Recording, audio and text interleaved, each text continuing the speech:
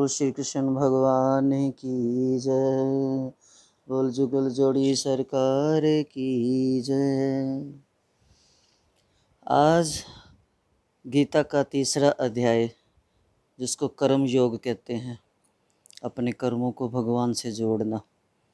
पहला अध्याय शुरू हुआ था धृतराष्ट्रवाच, दूसरा अध्याय शुरू हुआ था संजयवाच, तीसरा अध्याय है अर्जुनवाच। अर्जुन कहता है,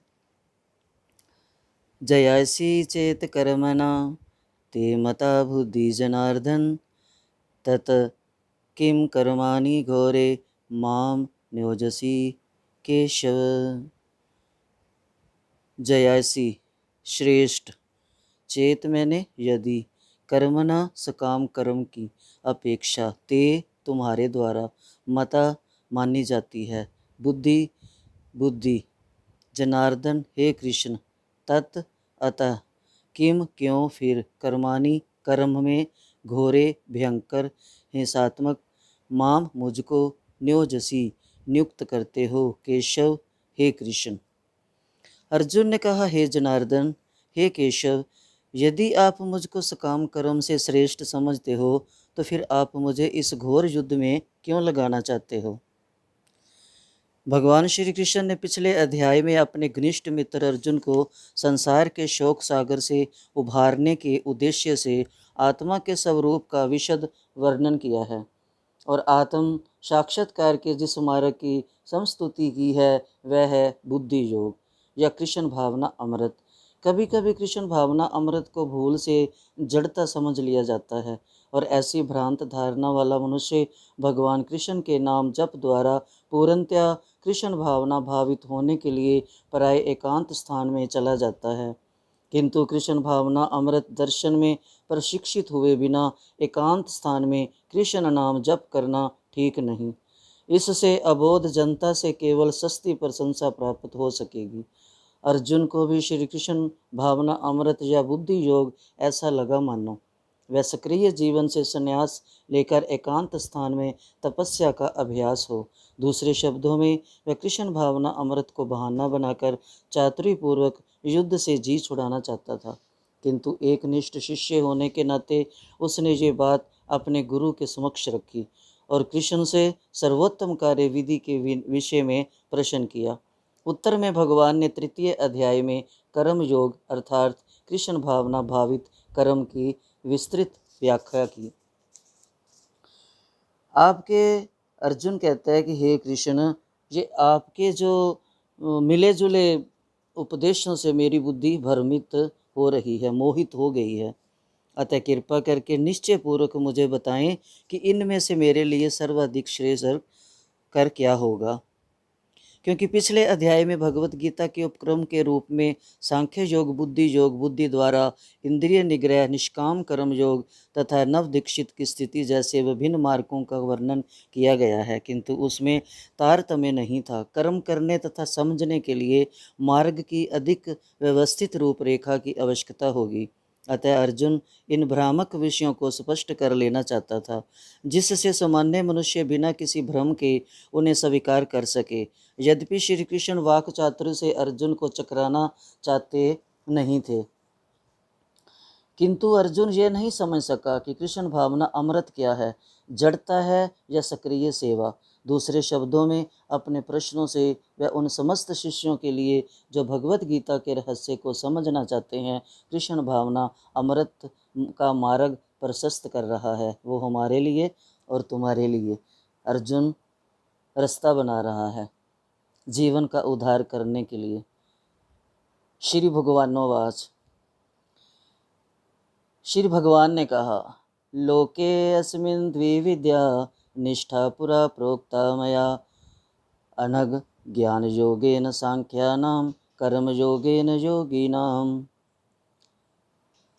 भगवान ने कहा, लोके संसार में, अस्मिन इस, द्विविद्या दो प्रकार की, निष्ठा मैंने श्रद्धा, पुरा पहले, प्रोक्ता कही गई, मया मेरे द्वारा, अनग हे निष्पाप, ज्ञान योगेन ज्ञान योग के द्वारा, सांख्या नाम ज्ञानियों का, कर्म कर्म योगेन भक्ति योग के द्वारा, योगी नाम भक्तों का।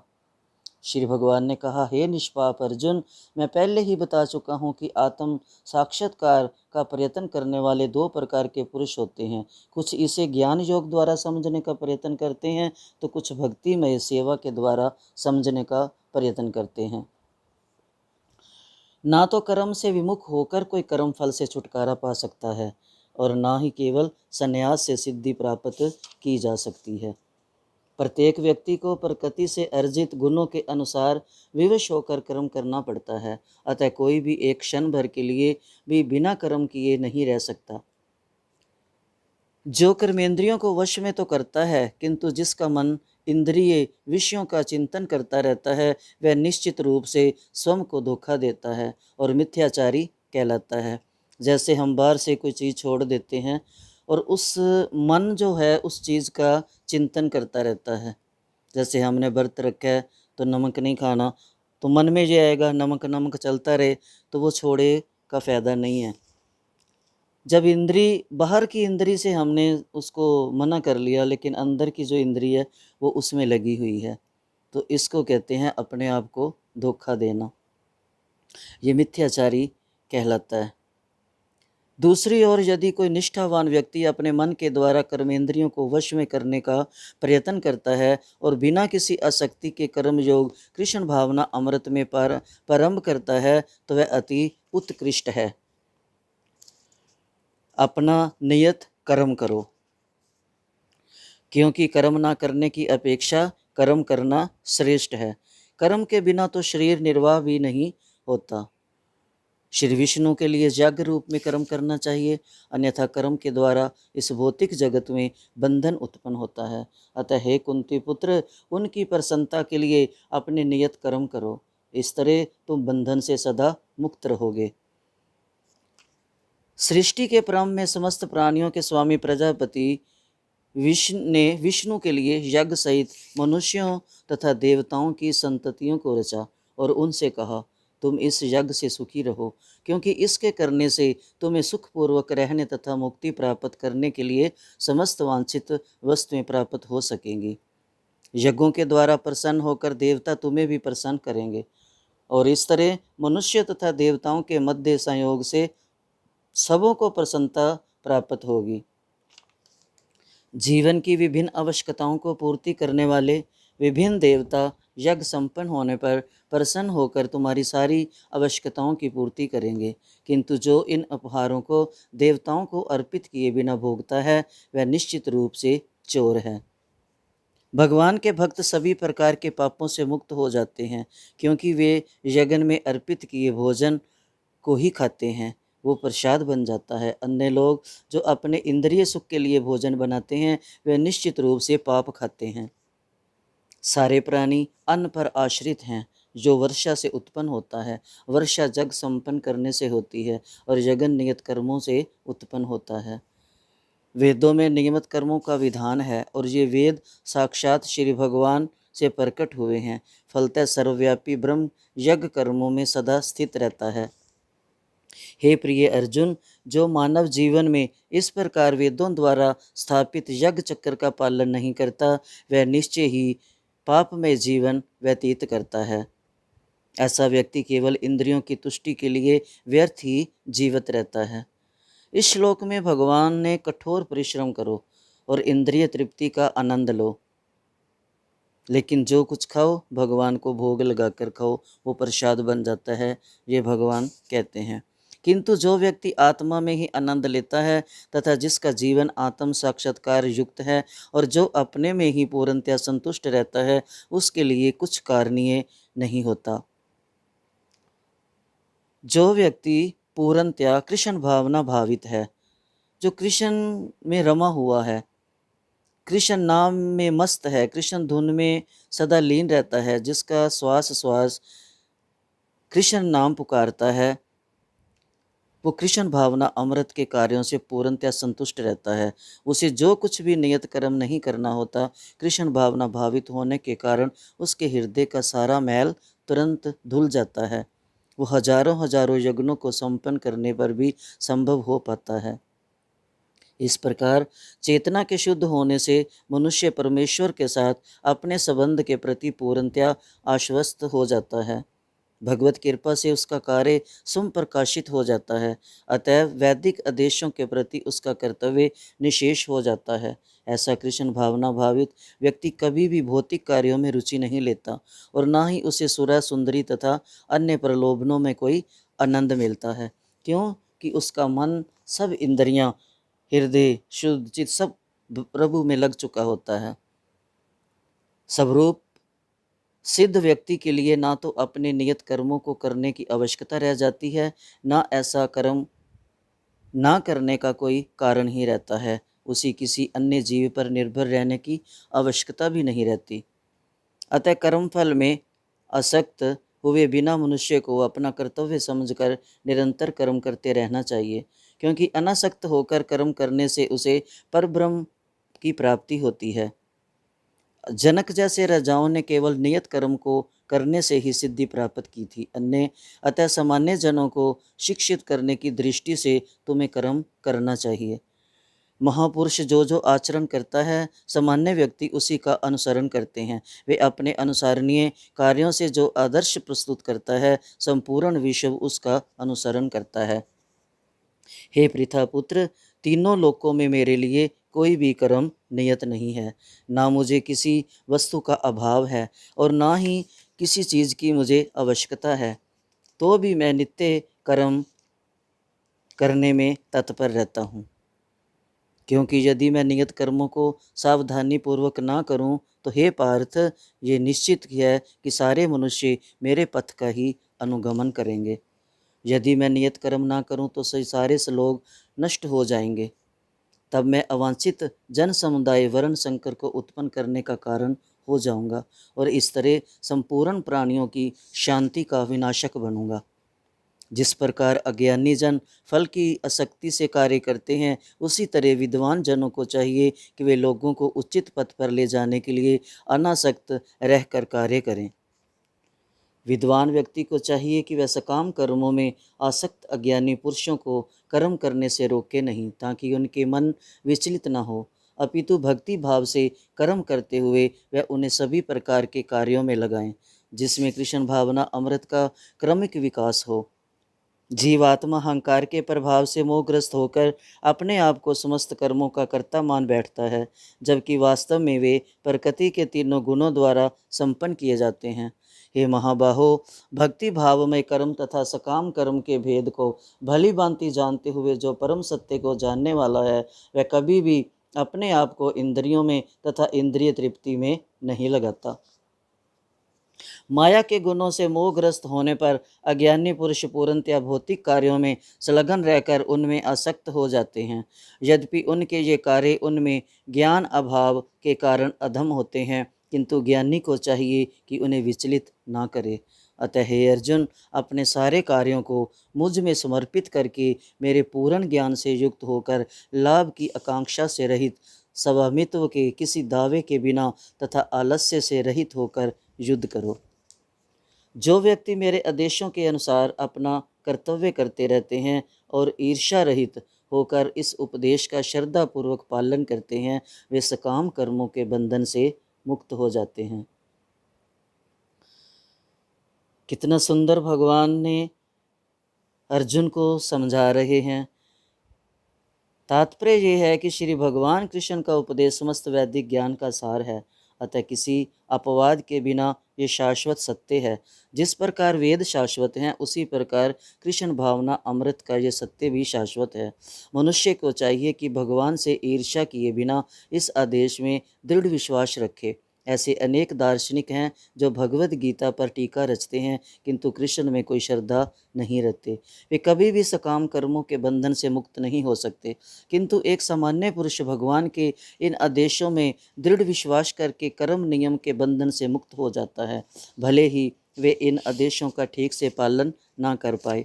कृष्ण भावना अमृत के क्रम में भले ही कृष्ण के आदेशों का पूर्णतया पालन ना हो पाए, किंतु चूँकि मनुष्य इस नियम से रुष्ट नहीं होता और पराजय तथा निराशा का विचार किए बिना निष्ठापूर्वक कार्य करता है, अतः वह विशुद्ध कृष्ण भावना अमृत को प्राप्त होता है। किंतु जो ईर्ष्यावश उन उपदेशों की उपेक्षा करते हैं और इनका पालन नहीं करते, उन्हें समस्त ज्ञान से रहित, दिग्भ्रमित तथा सिद्धि के प्रयासों में नष्ट भ्रष्ट समझना चाहिए। ज्ञानी पुरुष भी अपनी प्रकृति के अनुसार कार्य करता है, क्योंकि सभी प्राणी 3 गुणों से प्राप्त अपनी प्रकृति का ही अनुसरण करते हैं। भला धमन से क्या हो सकता है?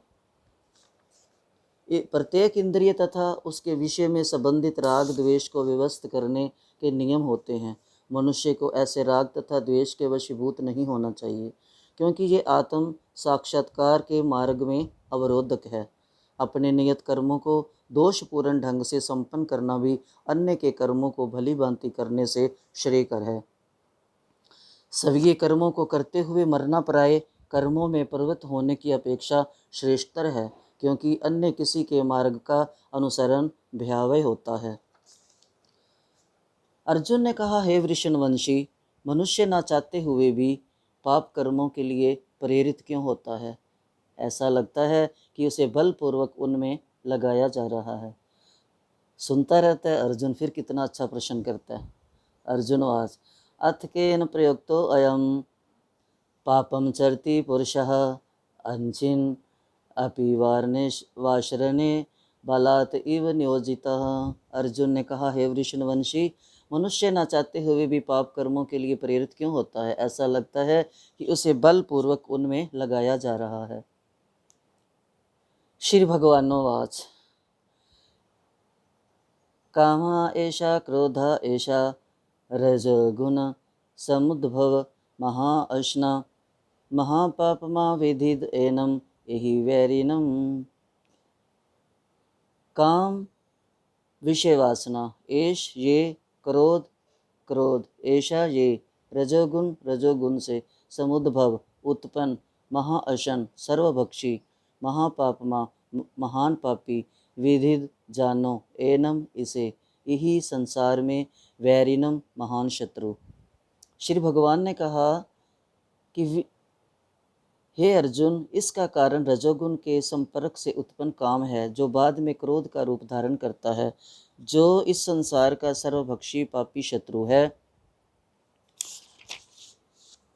जिस प्रकार अग्नि धुएं से, दर्पण धूल से अथवा भ्रूण गर्भाशय से आवृत रहता है, उसी प्रकार जीव आत्मा इस काम की विभिन्न मात्राओं से आवृत रहता है।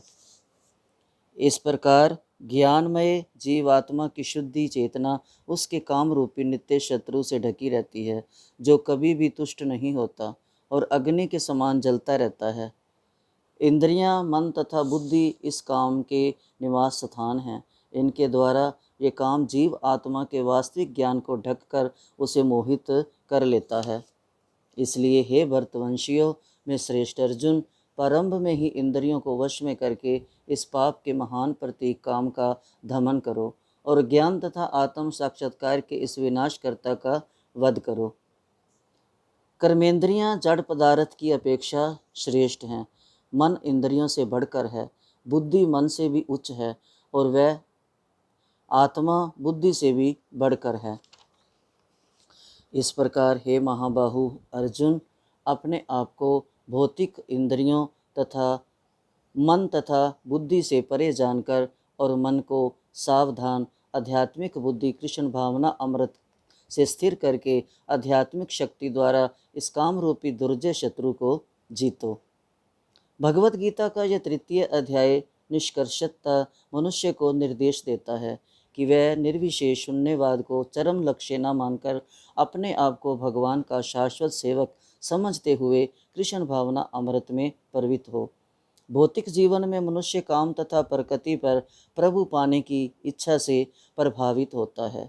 प्रभुत्व तथा इंद्रिय तृप्ति की इच्छाएं बद्ध जीव की परम शत्रु हैं, किंतु कृष्ण भावना अमृत की शक्ति से मनुष्य इंद्रियों, मन तथा बुद्धि पर नियंत्रण रख सकता है। इसलिए मनुष्य को सहसा अपने नियत कर्मों को बंद करने की आवश्यकता नहीं है, अपितु धीरे धीरे कृष्ण भावना अमृत विकसित करके भौतिक इंद्रियों तथा मन से प्रभावित हुए बिना अपने शुद्ध स्वरूप के प्रति लक्षित स्थिर बुद्धि से दिव्य स्थिति को प्राप्त हुआ जा सकता है। यही इस अध्याय का सारांश है। संसारिक जीवन की अपरिपक्व अवस्था में दार्शनिक चिंतन तथा यौगिक आसनों के अभ्यास से इंद्रियों को वश में करने के कृत्रिम प्रयासों से अत्याधिक आध्यात्मिक जीवन प्राप्त करने में सहायता नहीं मिलती। उसे श्रेष्ठ बुद्धि द्वारा कृष्ण भावना अमृत में प्रशिक्षित होना चाहिए। ये तृतीय अध्याय का आज हमने पाठ किया, जिसको कर्म योग कहते हैं। गीता को सुनने से पार्वती शंकर जी से प्रश्न उत्तर करते हैं और लक्ष्मी विष्णु से। आज तीसरे अध्याय का महात्म है, जिसमें श्री विष्णु ने कहा कि हे लक्ष्मी, तुमने दूसरे अध्याय का महात्म सुना, अब मैं तुम्हें तीसरे अध्याय का महात्म सुनाता हूँ। एक ब्राह्मण नित्य खोटे कर्म, चोरी आदि किया करता था। कुछ दिन बाद उसकी मृत्यु हुई। खोटे कर्मों के कारण वह प्रेत योनि को प्राप्त हुआ। उसकी स्त्री गर्भवती थी और उसकी कोख से पुत्र उत्पन्न हुआ। जब बालक बड़ा हुआ तब अपनी माता से पिता के मरने का हाल पूछा। ब्राह्मणी ने सब कह सुनाया। मेरे पिता की नीच योनि हुई होगी, उससे उनके उद्धार के लिए गया जी जाए पिंड दान करूं, तिससे निश्चय ही पिताजी सदगति को प्राप्त होंगे। ऐसा विचार करके बालक गया जी को चल दिया। बालक नित्य ही गीता का पाठ किया करता था। रास्ते में एक दिन पीपल के वृक्ष के नीचे बैठकर तीसरे अध्याय का पाठ किया। संयोग से उसका पिता भी प्रेत योनि को प्राप्त होकर उसी पीपल पर निवास करता था। अपने पुत्र द्वारा किए गए तीसरे अध्याय के पाठ को सुनकर वह देवगति को प्राप्त हुआ और उसके पहले 7 पीढ़ी तक के पुरख जो नरक में पड़े दुख भोग रहे थे, स्वर्ग को प्राप्त हुए। बालक अपने पुरखों को स्वर्ग को जाता हुआ देखकर प्रसन्नता को प्राप्त हुआ। इसी तरह ज्ञान पूर्वक जैसे नौका को बनाकर मनुष्य सागर से पार उतर जाता है, उसी प्रकार कर्म द्वारा मृत्यु रूप इस असार संसार रूपी समुद्र को तर कर मनुष्य ज्ञान द्वारा मोक्ष को प्राप्त होता है। हे लक्ष्मी, इस प्रकार ज्ञान और कर्म के रहस्य को जानकर कर्म करने वालों की परम गति होती है। इसलिए जो पुरुष इस अध्याय के गूढ़ तत्व को जानकर या उसके अनुकूल आचरण और पाठ करेगा, वह अवश्य ही मोक्ष को प्राप्त होगा। ये गीता का महात्म है। देखो, किस किस ने इस गीता को सुन के अपने जीवन का उद्धार नहीं किया, ये खुद विष्णु भगवान बता रहे हैं। लक्ष्मी को शंकर जी बताते हैं पार्वती को। इसलिए हम भी गीता को पढ़कर समझें और अपने जीवन में उतारें, अपना और अपने पुरखों का उद्धार करें। श्रीमद् भगवद गीता ये एक परम रहस्य का विषय है। इसको परम कृपालु श्री कृष्ण भगवान ने अर्जुन को निमित्त करके सभी प्राणियों के हित के लिए कहा है, परंतु इसके प्रभाव को वे ही पुरुष जान सकते हैं कि जो भगवान के शरण होकर श्रद्धा भक्ति सहित इसका अभ्यास करते हैं। इसलिए अपना कल्याण चाहने वाले मनुष्य को उचित है कि जितना शीघ्र हो सके अज्ञान निंद्रा से चेतकर एवं अपना मुख्य कर्तव्य समझकर श्रद्धा भक्ति सहित सदा इसका श्रवण मनन और पठन पाठन द्वारा अभ्यास करते हुए भगवान की आज्ञा अनुसार साधन में लग जाए। क्योंकि जो मनुष्य श्रद्धा भक्ति सहित इसका मर्म जानने के लिए इसमें अंतर प्रवेश करके सदा इसका मनन करते हैं एवं भगवत आज्ञा अनुसार साधन करने पर तत्पर रहते हैं, उनके अंतकरण में प्रतिदिन नए नए सद्भाव उत्पन्न होते रहते हैं।